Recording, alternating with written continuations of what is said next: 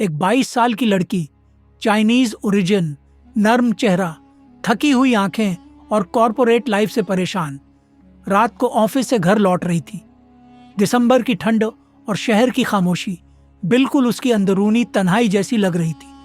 सड़क पर अकेले चलते हुए अचानक उसकी नजर सड़क किनारे एक घायल कुत्ते पर पड़ी।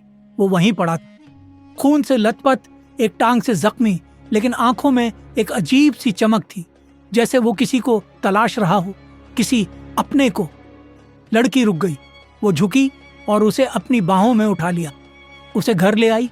उसने उसका इलाज किया, दवाइयां दी, गर्म कंबल ओढ़ाया और पहली बार बिना किसी शर्त के किसी से प्यार किया।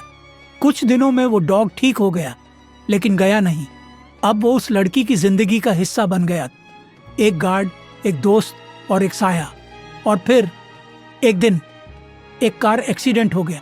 सड़क पर लोग गुजरते रहे, कोई नहीं रुका, लेकिन वो डॉग दौड़ कर आया। उसने चीख चीख कर मदद बुलाई, लड़की को सड़क से हटाया और उसकी जान बचा ली।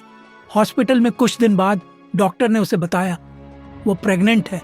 वो हैरान थी, डरी हुई थी, लेकिन उसका डॉग अब और भी ज्यादा प्रोटेक्टिव हो गया था। वो हर वक्त उसके साथ रहने लगा, जैसे उसे सब समझ आ गया हो कि अब सिर्फ वो लड़की नहीं, उसके अंदर एक नई जिंदगी भी धड़क रही है।